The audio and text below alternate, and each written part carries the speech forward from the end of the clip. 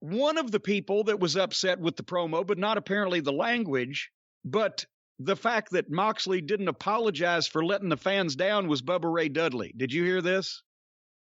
I did see this, and I have to admit, although not a big Jon Moxley fan, this was one of the stupidest takes maybe anyone in wrestling has ever had on a podcast or a radio show. What a stupid take.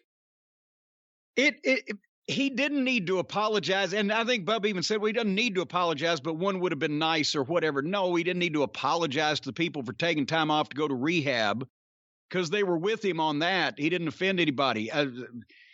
I remember that somebody, Punk, in his return promo, he apologized if the choices that he made of where to work,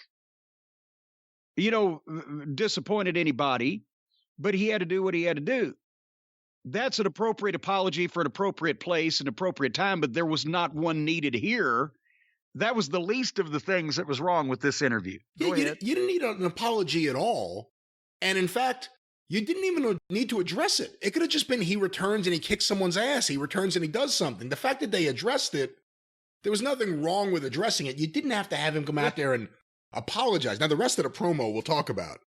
Well, first, the reason I brought that up is because Bubba should have told a story about the time I demanded an apology from him on behalf of Jeff Jarrett and TNA. Did I ever tell you this story? I'm not sure. Every time I say that, something bad happens. Did I ever tell you this story?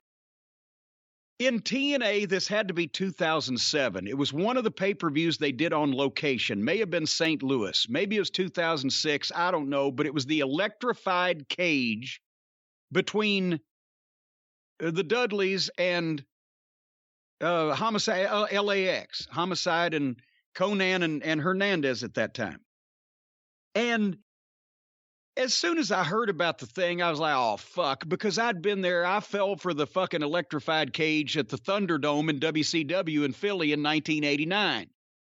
When they said, oh, yeah, we're going to have special effects and blah, blah, blah. And I thought, okay, it's TBS, the big time network TV, whatever. Okay. And that was the one where they had the special effects rigged to emit sparks and leaps of electricity from the top of the cage and in WCW in the Thunderdome, and it ended up, they turned it on at the start of the match and it set some of the fucking shit on fire at the top of the cage and they turned the juice off. And so the guys just had to act like they were being shocked when they touched it. Although one of the coolest moments ever was Muta blowing out the fire with the mist. That's one of the greatest things ever.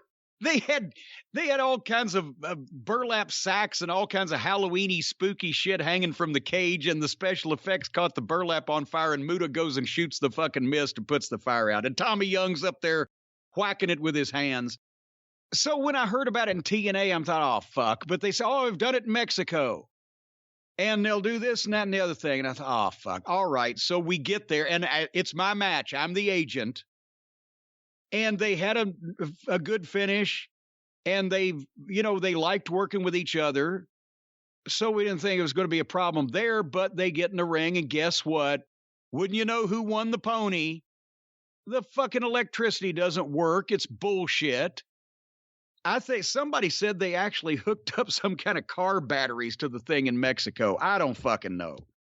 But anyway, so now the guys are mad because the fucking gimmick of the match doesn't work. Like we should have all known. They shouldn't have booked it to begin with. It's fucking goofy. But they do their best they can to have a match, but Bubba's hot especially. And somehow or another, I forget exactly what happened, but at the end of the match, when LAX had left the cage, somehow Bubba is right in the cage door and the camera's right on him. And he screamed at the top of his lungs, whatever he said, it had fuck in it.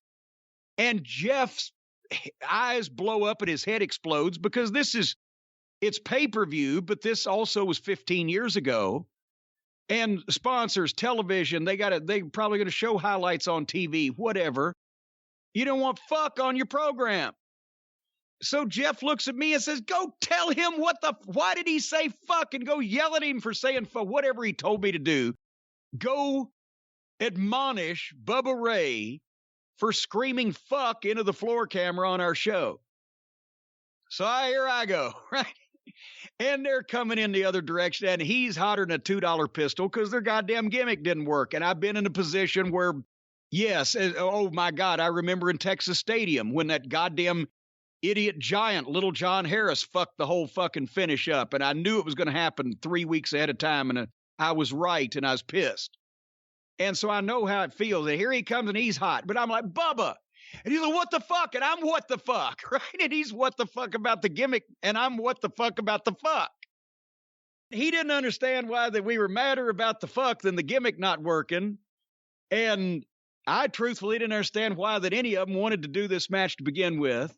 And we yelled at each other for a while, but Jeff was not fucking happy because of fuck. And that was pay-per-view. So, but anyway,